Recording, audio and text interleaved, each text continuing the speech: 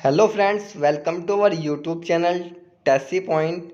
आज हम बात करने वाले हैं आईसीआर 2020 की जो काउंसलिंग प्रोसेस चल रही है उसी से रिलेटेड हम आज कुछ आपको बताने वाले हैं। तो इस आज की वीडियो में हम आपसे बात करेंगे आईसीआर अलॉटमेंट रिजल्ट के बारे में कि आपका रिजल्ट कब तक आ जाएगा और आपको जो अलॉटमेंट लेटर मिलेगा उसमें आपको क्या क्या ध्यान देना है, किस प्रकार से अलॉटमेंट लेटर मिलता है।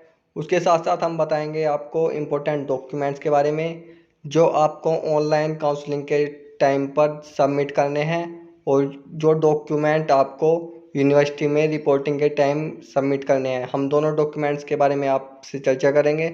इसके साथ साथ हम बताएंगे कि आपको अलॉटमेंट सीट के लिए सीट एक्सेप्टेंस फ़ी देनी पड़ेगी, वो कितनी देनी पड़ेगी, और अगर आप सीट नहीं लेते जो आपको अलॉट हुई है तो उसका रिफ़ंड किस प्रकार से आएगा और किस प्रकार से आप रिफ़ंड के लिए अप्लाई कर सकते हैं। साथ ही हम बात करेंगे कि आप किस प्रकार से आईसीआर 2020 में सीट अपग्रेड करा सकते हैं।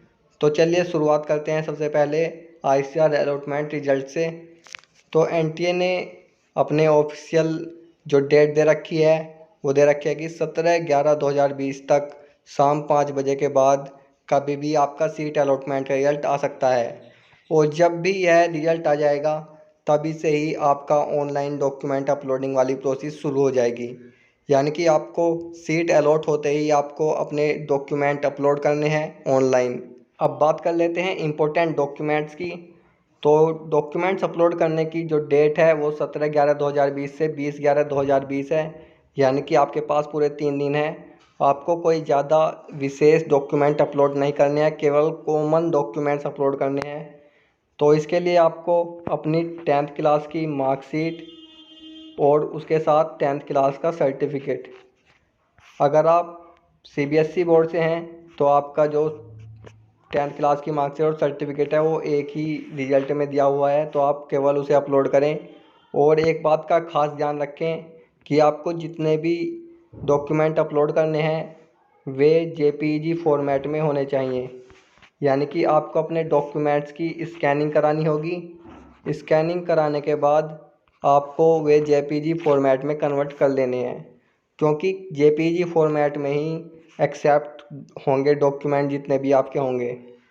उसके बाद हम बात कर लेते हैं तो 10th की मार्कशीट और सर्टिफिकेट, दूसरा 12th की मार्कशीट और सर्टिफिकेट, तीसरा आपको अपना जो टीसी मिली है आपको अपनी जो लास्ट अटेंडेड स्कूल है उससे वो अपलोड करनी है। चौथा आपको आधार कार्ड या कोई भी वैलिड फ़ोटो आईडी आपकी चल जाएगी। इसमें आधार कार्ड कर सकते हैं या फिर पैन कार्ड कर सकते हैं। इसके बाद अपना डोमिसाइल सर्टिफिकेट यानी कि मूल निवास प्रमाण पत्र, आप जहाँ के भी हैं जहाँ आप रहते हैं तो वहाँ का एक सर्टिफिकेट बनता है, तहसील में जाके बन जाता है तो आप वहाँ से बना सकते हैं।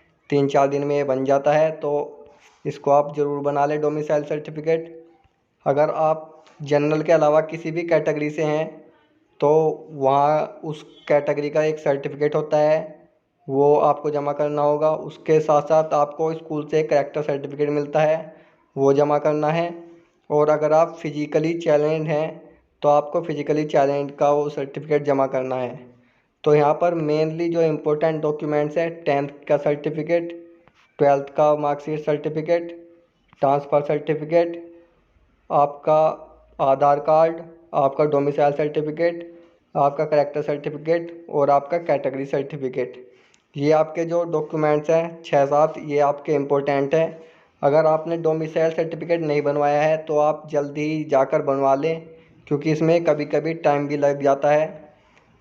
अब बात कर लेते हैं, ये तो आपको ऑनलाइन काउंसलिंग के दौरान अपलोड करने हैं। जब आप रिपोर्ट करेंगे एग्रीकल्चर यूनिवर्सिटी में तो उस दौरान आपको वेरीफाई कराना होगा कि आपने जो डॉक्यूमेंट सबमिट किए हैं वो सही हैं। तो आपको जो ओरिजिनल डॉक्यूमेंट हैं वे वेरीफाई कराने होंगे। तो उसके लिए ये सभी जो डॉक्यूमेंट्स दिए हुए हैं 14 के 14, ये सभी के लिए अप्लाई नहीं होते। लेकिन जैसे फिजिकली चैलेंज वाला है, ये फिजिकली चैलेंज वालों के लिए ये केवल SC ST OBC और EWS कैटेगरी वालों के लिए है। और ये बाकी जो हैं ये सभी के लिए हैं। तो आप एक बार पढ़ लें, स्क्रीनशॉट ले लें इसका कि आपको कौन से जो डॉक्यूमेंट है वे यूनिवर्सिटी में रिपोर्ट करते टाइम वेरीफाई कराने हैं। अगर आपके जो ऑनलाइन अपलोडिंग करते समय जो डॉक्यूमेंट वेरीफाई नहीं होते, क्योंकि 20 तारीख आपकी लास्ट डेट है वेरीफाई कराने की।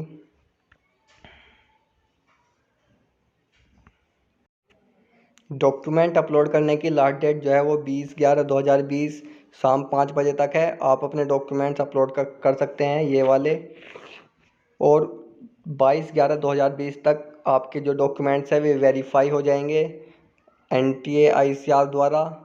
यानी कि ICR 22 तारीख तक आपके जो डॉक्यूमेंट्स हैं उन्हें वेरीफाई कर देगा। अगर आपका कोई डॉक्यूमेंट वेरीफाई नहीं होता है तो आपको एक दिन का समय और दिया जाएगा, यानी कि 23 तारीख तक आप रीसबमिट कर सकते हैं।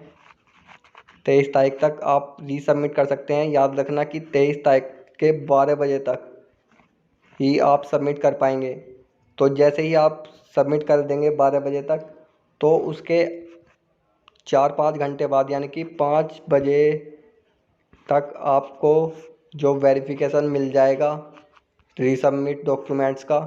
तो उसके बाद आपको सीट एक्सेप्टेंस फ़ी देनी है, उसके बारे में भी हम आप बात कर लेते हैं।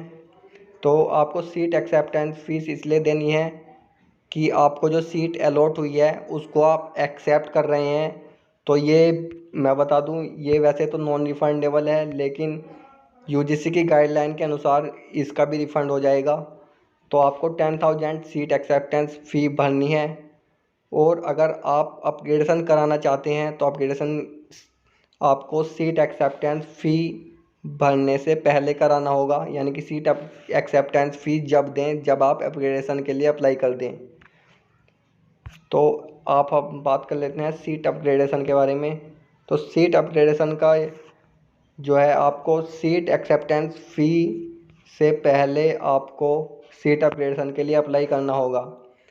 तो सीट अपग्रेडेशन में आपको जो अपनी जो चॉइस है वे अच्छे से फिल कर लें। जो आपको बेटर लग रहा है कि यहाँ पर सीट खाली हो सकती हैं या यहाँ पर ये यूनिवर्सिटी है ये बेटर है, तो आप वो चॉइस भर सकते हैं। और अगर आपको वो सीट अपग्रेडेड वाली अलॉट हो जाती है तो आपको फिर उस वाले में भी जा सकते हैं जो सीट आपको अपग्रेड हुई है, या फिर आप पहले वाली यूनिवर्सिटी में भी जा सकते हैं जो आपको पहले अलॉट हुई थी। अगर आपको सीट अपग्रेड नहीं होती तो आपको अपनी पहली यूनिवर्सिटी में जाना होगा जो आपको फर्स्ट टाइम मिली थी। तो अगर आपको वह सीट पसंद नहीं आती तो आप उसके लिए रिफ़ंड ले सकते हैं। अगर आप 30/11/2020 तक रिक्वेस्ट करते हैं तो आपको पूरे 10,000 के 10,000 रुपये आपको वापस हो जाएंगे। और अगर आप 31/12/2020 यानी कि 31 दिसंबर तक अप्लाई करते हैं, रिक्वेस्ट करते हैं कि हमें ये सीट अलॉट जो हुई है वो पसंद नहीं है, हम सीट नहीं लेना चाहते, तो अगर आप 31/12/2020 तक रिफ़ंड के लिए अप्लाई कर दोगे तो आपको 10,000 में से केवल 1,000 रुपये प्रोसेसिंग फ़ी काट के आपको 9,000 रुपये मिल जाएंगे। तो ये था कि आप किस प्रकार से रिफ़ंड ले सकते हैं। तो आज दोस्तों, आज की वीडियो में बस इतना ही। मिलते हैं नेक्स्ट वीडियो में। कोई भी आपको क्वेरी हो या डाउट हो आप कमेंट बॉक्स में ज़रूर बता सकते हैं। तो मिलते हैं नेक्स्ट वीडियो में नई अपडेट के साथ। तब तक के लिए धन्यवाद। जय हिंद, जय भारत।